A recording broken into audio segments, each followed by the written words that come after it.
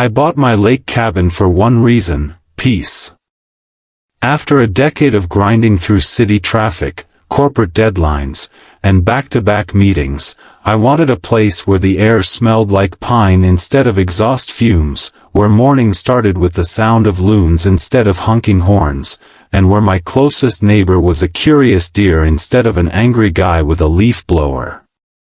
The cabin wasn't much when I first bought it, just an old log structure with a sagging porch, dusty windows, and a chimney that looked like it hadn't seen fire in a century, but it sat on 20 acres of prime lakefront land, and I saw potential.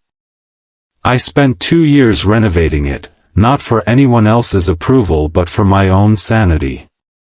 I stripped the floors, replaced the roof, even installed a reinforced gate at the start of my gravel driveway.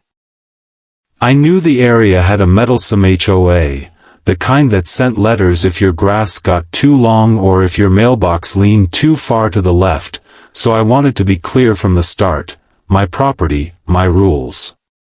For a while, it worked. My weekends were my sanctuary. I'd drive out Friday night, haul a cooler of steaks and beer into the kitchen, fire up the grill, and sit on the deck with my dog, Bear, watching the sunset stain the lake orange. Saturday mornings were for fishing, Sunday afternoons for chopping wood or doing light maintenance, and the rest of the time was spent doing absolutely nothing of importance. No emails. No phone calls. No neighbors sticking their nose where it didn't belong. That lasted until Karen showed up. Karen was the self-appointed queen of the HOA. She wasn't technically the president, that was some guy named Frank who only showed up to sign papers and drink free coffee at meetings, but she acted like she owned the place. If you asked around, no one seemed to like her, but everyone tolerated her because she had that relentless, bulldozer energy that made people give up before they even started to argue. She had the kind of personality that made you want to cross the street when you saw her coming, because you just knew she'd find something to lecture you about: your car, your yard, your clothes, maybe even your life choices. At first, I tried to keep my distance. When she came knocking one Saturday morning with a clipboard in hand, smiling that tight, fake smile, I opened the door just enough to be polite. She said she just wanted to welcome me to the community, and hand me a packet of HOA rules. I took it, thanked her, and shut the door. I didn't bother reading it because my property technically sat just outside the HOA jurisdiction. My lawyer confirmed that before I even signed the purchase agreement. But that didn't stop Karen. She started showing up more frequently, pointing out things she claimed violated community standards: the color of my shed, the fact that my truck was parked facing the road instead of backed in, even the way I stacked my firewood. I told her each time, calmly, that the HOA had no authority over my land. She'd purse her lips, huff, and say, "We'll see about that," then march off like she was going to write me up. Then came the reservation stunt. It started innocently enough, a few cars driving down my driveway one Friday afternoon while I was on the deck drinking a beer. Bear barked, and I figured it was a delivery truck or someone lost looking for a fishing spot. But then another car came, then a third, until soon there were half a dozen vehicles parked along my driveway. People got out, laughing, carrying coolers and folding chairs, and started walking toward my cabin like they owned the place. I stepped off the deck, told Bear to stay, and walked toward the first group. "Can I help you?" I said, keeping my voice even. "Oh, we're here for the retreat," one of them said cheerfully, like that explained everything. "What retreat?" I asked, though my stomach already sank. "The one at the lake cabin," another person chimed in. Karen said she reserved it for the weekend. We even paid her a fee to cover cleaning costs. I felt my jaw tighten. Karen had crossed a lot of lines before, trespassing to look at my shed, putting a friendly reminder notice on my door about repainting my shutters, but this was new territory. I told the group there must be some mistake, that this was my private cabin and no one had permission to use it. They looked confused, muttered among themselves, and one of them even had the nerve to ask if I was the caretaker. By then, more cars had pulled in, until my driveway looked like a tailgate party. Kids were running around, people were unloading bags and food, and someone even asked where the bonfire pit was. My patience snapped. I told everyone to stop where they were and get back in their cars. Some of them protested, saying they had a right to be there, that they had booked this place months ago. I told them bluntly that they'd been scammed, that the person who took their money didn't own this property, and if they didn't leave immediately, I'd call the sheriff. That finally got their attention. People grumbled, loaded their stuff back into their cars, and one by one started backing down the driveway. When the last car was gone, I locked the gate and went inside, fuming.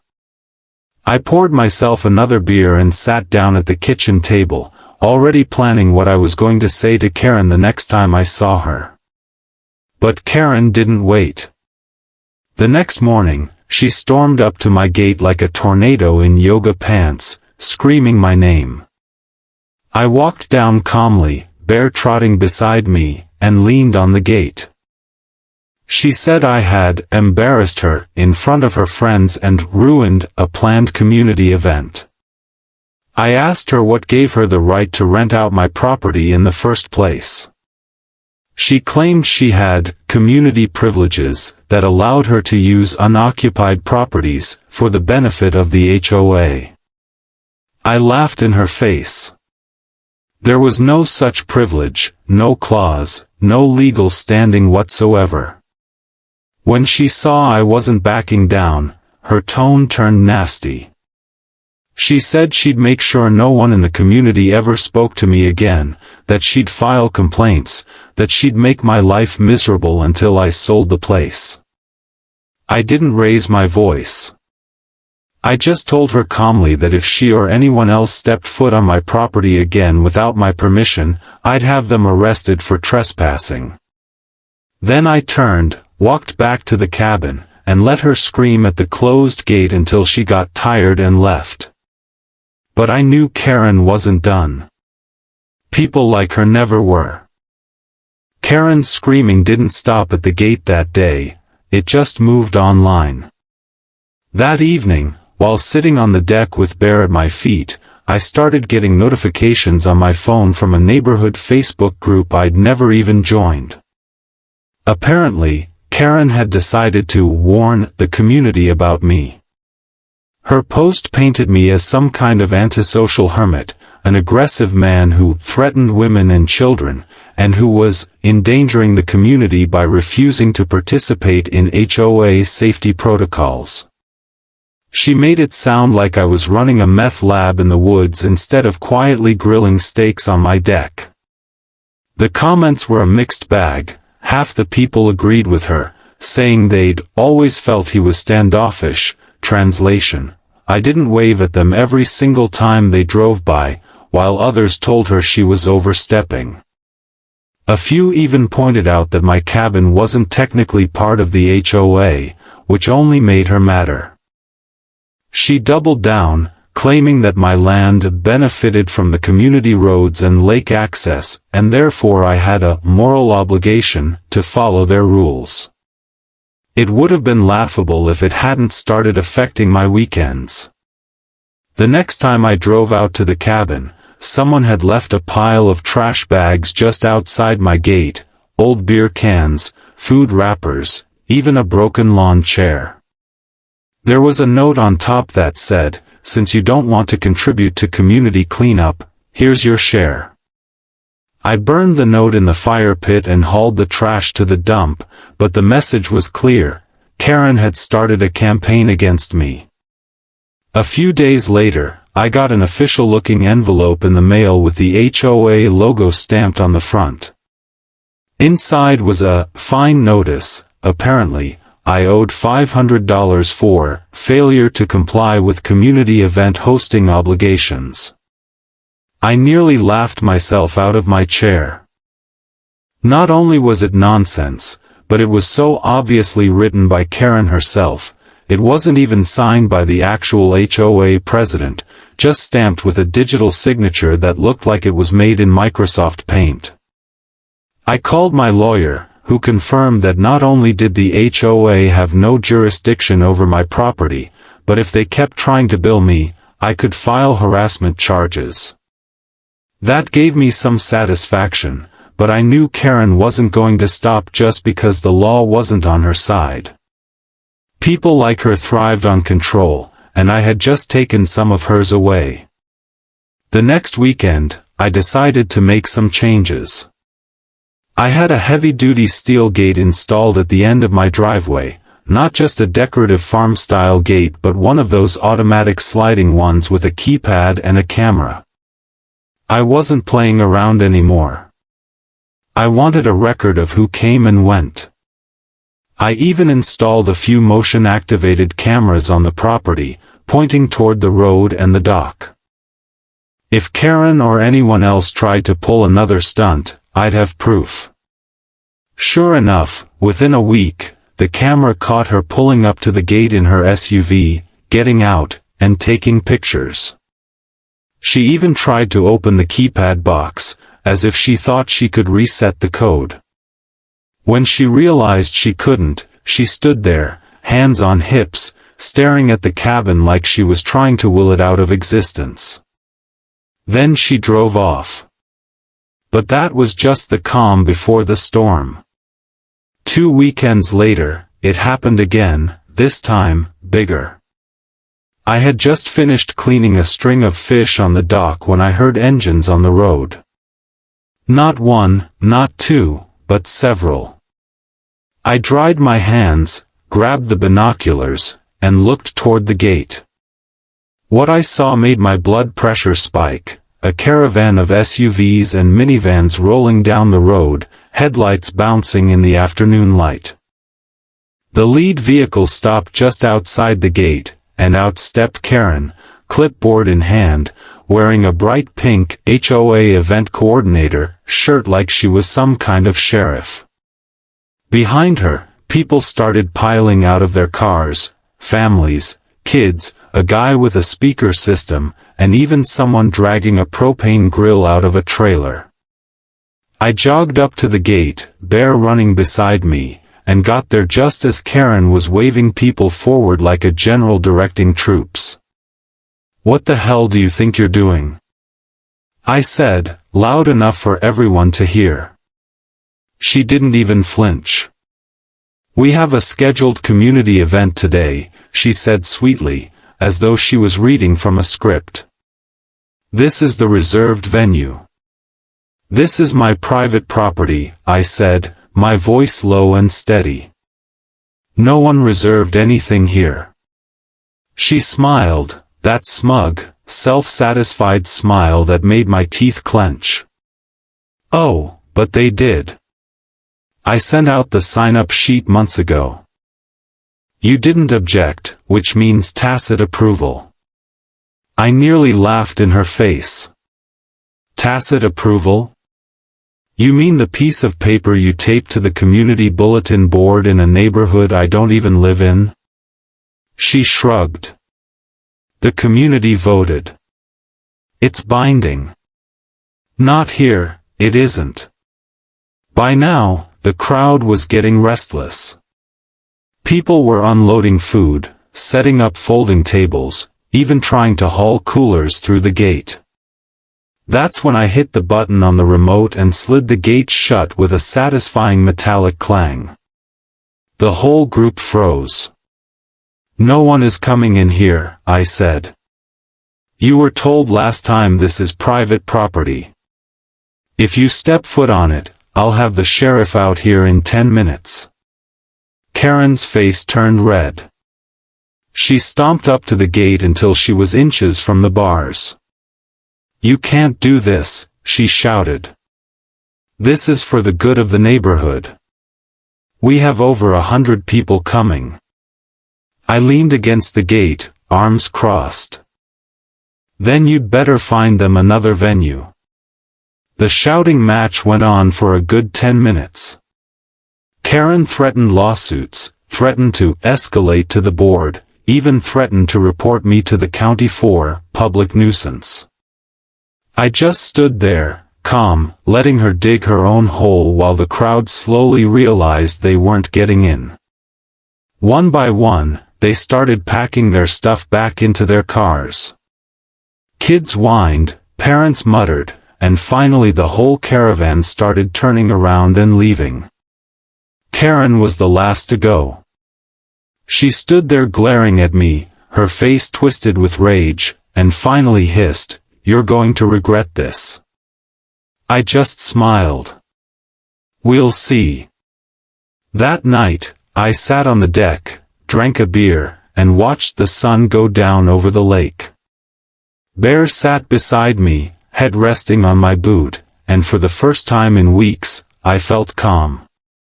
I had shut the gate, literally and figuratively, on Karen's nonsense. But deep down, I knew she wasn't done. The next few days were oddly quiet, and that worried me more than all the yelling and drama combined.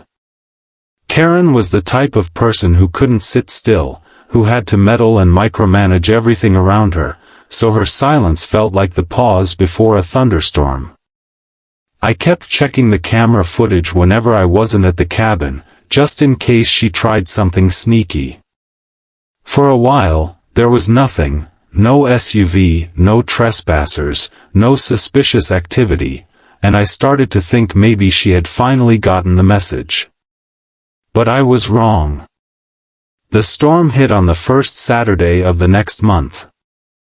I woke up early that morning, made coffee, and was sitting on the porch with Bear when I heard it, not just cars this time, but buses. 2 of them. I grabbed the binoculars and felt my stomach drop. Rolling down the road were 2 full-size charter buses, followed by a line of cars that seemed to go on forever. It looked like a parade heading toward my driveway. I bolted inside, grabbed my boots, and headed down to the gate before they could reach it. The buses came to a stop just as I got there, brakes hissing, engines idling. Then the doors opened and people started pouring out, not a dozen, not 2 dozen, but what must have been 100 people, maybe more. Families with kids, teenagers in matching t-shirts, couples carrying picnic baskets. It looked like a community festival had been dropped on my doorstep. And there, stepping off the lead bus like a general disembarking from a tank, was Karen. She had a megaphone this time. "Good morning, everyone," she said cheerfully, her voice blasting through the trees. "Welcome to our annual HOA lakefront celebration. Today is all about fun, community, and making memories." I felt my blood pressure spike. She hadn't just tried to sneak in a small gathering this time, she had organized a full-blown event and brought it straight to my gate. I waited until the crowd's chatter died down, then stepped forward. "Turn around," I said loudly, projecting my voice so everyone could hear. "This is private property. There is no event here." Karen lowered her megaphone just enough to smirk at me. "Oh, but there is. You've been informed of this event for months, and your failure to respond was taken as consent. We even had local sponsors donate supplies." She gestured toward one of the cars, which had a banner strapped to its roof reading, "HOA Summer Bash, sponsored by Mike's Hardware and Grill." "You can take that banner down," I said. "You're not coming in." Her smile faltered. You can't do this. These people paid good money to be here. That's between you and them, I said flatly. You scammed them. I didn't. The crowd started murmuring. A few people looked nervous, others confused. I heard someone ask, "Wait, we're not allowed in," and another say, "Didn't she say she had permission?" Karen raised the megaphone again, shouting over the noise. This man is refusing to honor his obligations to the community. He's blocking access to a public gathering space. I laughed out loud, which only made her angrier. This isn't a public space, I said. This is my land. My cabin. My gate. And I'm telling you, no one is coming through. That's when Karen tried to play her trump card. She marched up to the gate, pulled a key ring from her pocket, and held it up triumphantly. Fine, she said. If you won't open it, I will. She actually tried to stick a key into the lock, a lock she had no business touching. When it didn't work, she tried another key, then another, muttering under her breath.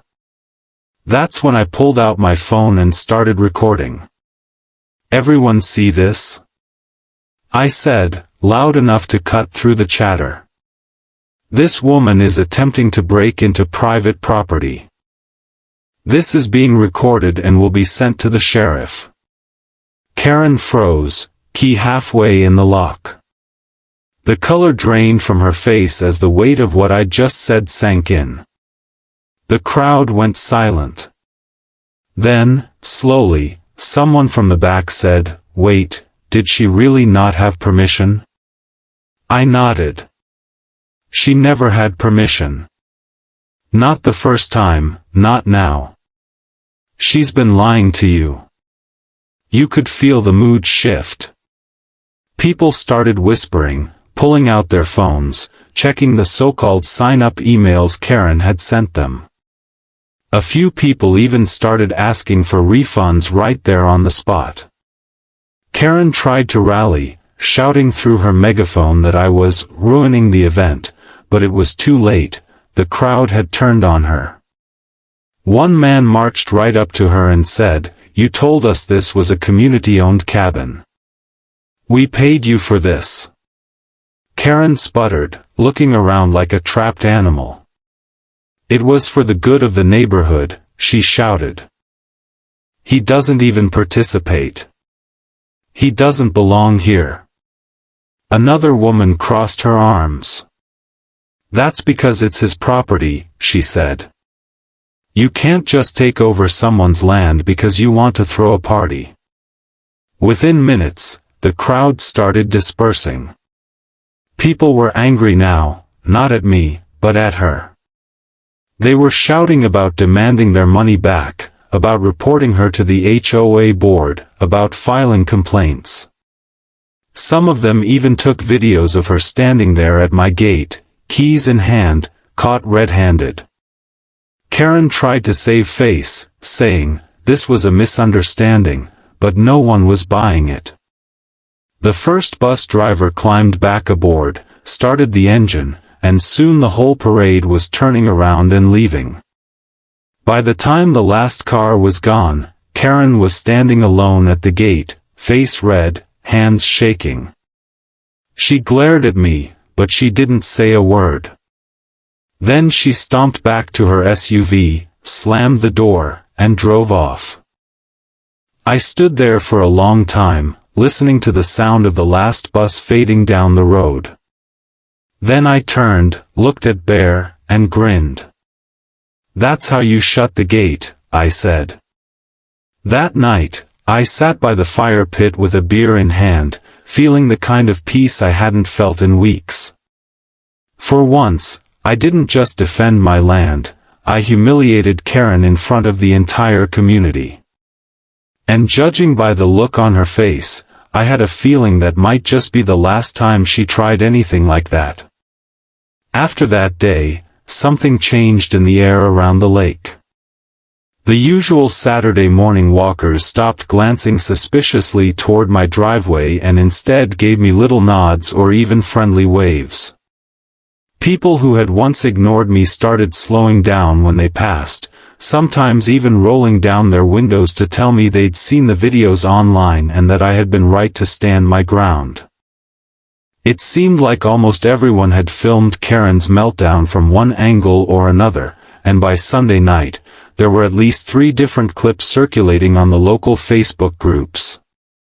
Each one showed her fiddling with the lock, screaming into her megaphone, and finally standing there red-faced as the crowd demanded refunds. No amount of spin could save her from that. Even the HOA president, Frank, finally stepped in. I found a letter in my mailbox the next week, an actual formal one with the HOA seal and everything, apologizing for the misunderstanding and assuring me that the board had not authorized Karen to host any events on my property. It went on to say that Karen had been temporarily suspended from her event coordinator role pending review. I couldn't help but laugh when I read it out loud to Bear. Event coordinator role. As if that was a real job and not just a title Karen invented to give herself something to feel important about. But I wasn't about to let things slide just because the HOA was suddenly playing nice. I printed out every notice Karen had ever left on my door, every bogus fine she had mailed me, and every still frame from my security cameras that showed her trespassing. Then I called my lawyer and had him draft a cease and desist letter. It was a masterpiece, 4 pages long, citing every relevant trespassing and harassment statute in the county, and giving Karen 48 hours to acknowledge in writing that she would never again set foot on my property or face legal action. I had it delivered by certified mail just to make sure she couldn't claim she never saw it. For a while, I didn't hear anything. No cars down my road, no angry posts online, no knocks on my gate. Then one morning, I found a single envelope shoved into my mailbox with shaky handwriting on the front. Inside was a short note that simply said, "I will stay away. Karen." No apology, no explanation, just those 6 words. It was almost anticlimactic, but I still pinned it to my fridge like a trophy. After months of her meddling, she was finally gone. The rest of the summer passed in blissful peace. I spent my weekends fishing, working on the cabin, chopping wood for the winter, and watching the stars come out over the lake with Bear at my side. The cameras I had installed rarely caught anything more exciting than a wandering raccoon or the occasional deer nosing around the driveway. For the first time since I bought the cabin, I felt like I actually owned it, not just the building but the freedom it represented. Then one crisp fall evening, just as the leaves had started to turn, something unexpected happened. A few neighbors showed up at the gate, not to complain or snoop but to thank me. They said Karen had been bullying the entire neighborhood for years, pushing through rules no one voted for, collecting fees that no one knew where she spent, and intimidating anyone who stood up to her. Apparently, my showdown had given people courage. At the last HOA meeting, half the neighborhood showed up and voted Karen out of every position she held. They even forced a full audit of HOA finances, which revealed thousands of dollars in miscellaneous expenses that couldn't be accounted for. Karen's reign of terror was officially over.